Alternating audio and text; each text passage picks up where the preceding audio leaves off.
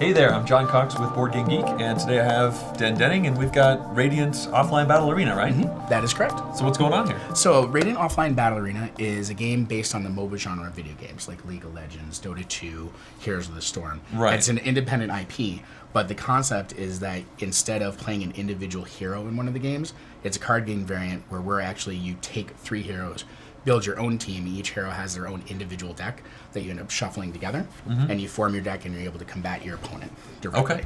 So it takes, as you can see on camera, we have the 3 shrines. The shrines are attached to a deity. Each combination of shrines is unique to that deity. The deity starts out of play. It's basically like a super version of the hero. And then starting in play, you'd be able to take a hero and place them in this lane. He'd start back there. I see, yes. And then Matto would be here. Brand would be there. So you'd be able to shuffle their decks together. So that's right at the beginning of the game. Right at the beginning of the game. Up. Okay. Yep. So your opponent would know what's in your deck because they know what's in there. Right. The main aspect of the game is that it's designed specifically for competitive 1v1 in the event structure, though easily accessible rules-wise for anyone who wanted to play casually. Okay. The finite one is the resource economy. Everyone generates an X number of action points per turn. Generally, it's 3, though if you go first, you have 2 to mitigate the advantage of going first. Sure. General actions that you can directly do during your action phase is you can move a hero from one lane to another. That would be one action to an adjacent lane. Okay. You can attack with a hero in that lane to attack an opposing hero who may be in the lane across from you, or the shrine, which is the equivalent of the tower. So you end up doing that and you play cards. Another action would be to straighten. You also have the ability to bring your deity into play if you would like. But by bringing your deity into play, you have to pick one of your heroes to banish from the game. So their deck would remain, but you'd still be able to play their cards, but they wouldn't be able to come into play. Makes sense.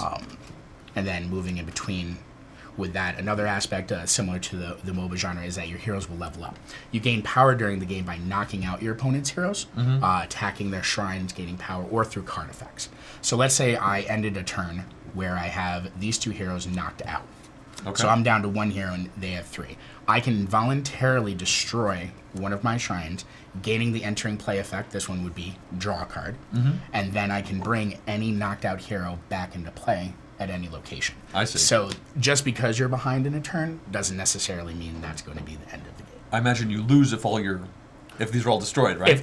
So what happens is when the last shrine is destroyed, either by your opponent attacking it or by you volunteering to destroy it to bring back heroes, your deity is forced into play. Oh, so your okay. opponent's That's trying. a timer. Yes. So your opponents are trying to take out the opposing heroes so that they can gain advantage on gaining the shrines and gain power to level up their heroes.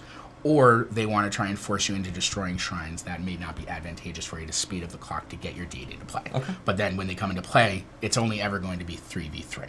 So Okay. you'd have that. The deities generally have higher stats than the heroes. And I believe I said that the heroes can directly level up. Yep. For example, like Brand starts out, his effect is once per turn after a hero you control recovers, they can heal 1. Okay. And he has a 2 attack, 2 defense, and 6 health. His leveled up version is a 307, but he can now heal once per turn for 2. So I'm curious, is the attack just do the quick math? The quick math on the attack, if you're attacking a shrine, so let's say Bran is actually on the opposing team. Yeah. And he's attacking this shrine. He commits. So the shrine has 2 attack and 5 health. Bran currently in this incarnation is a 307, so he would do 3 damage to the shrine, and you track it. You'd put a die on it or a token. And then the shrine specifically says he deals damage to all attacking heroes, which means that if you have multiple heroes in a lane, you can take 1 action for both of them to attack. So if that was the case, if the Storm Dragon and Bran were here, the shrine would take 6 damage, which is more than the 5. It would deal 2 damage to them, but only 1 to the Storm Dragon because he has 1 armor. Yep. That gets destroyed, then this entering play effects, and the opponent would gain 1 power. Cool. For that. And that's all persistent? Like, they only heal when they say they heal? They only heal when they say they heal. And then obviously, like, if he ends up going to 7 or more, he would get knocked out of the game and can only come back from a card effect or destroying a shrine to bring them back in. So this is 3 of the heroes. How many come in the game? The base set is 9. Our Kickstarter is going to be in June of this year. We'll be announcing the specific dates in the coming weeks, but we're also going to have 3 additional heroes. So it's going to be 12 for the extended base set. Okay. And the great aspect of the game is that it's specifically designed with draft in mind. So we would sit down, let's say it's the finals of a tournament. You'd be like, I pick Bran. And then I could go, I pick Rin. And then you could have the opportunity to ban a hero saying, let's say, Corvus, he is banned, neither one of us can pick, then I would get a ban, and then I would pick my second one, and we'd snake back and forth until the 3. Makes sense. There's also items, just like in MOBA, where they're themed to the heroes, but they're in your shop out of play that you can attach to them at the end of your turn, which would directly increase their stats or give them a possible additional ability. Another aspect is that each hero has an ultimate, so there are 10 card decks, 1 ultimate, and 3 non-unique actions. You get your ultimate when your hero levels up. So part of the theme with the MOBA genre. Okay. Well, yeah, awesome. Sorry, you might have mentioned it before. Sure. When's this released? We're looking to do a Kickstarter in June. Okay. We are partnering with AEG. They're going to be doing the production end for us, so we'll be utilizing their resources for that and the distribution and fulfillment. Awesome. Yep, good deal. Thanks a lot. Thank you very much.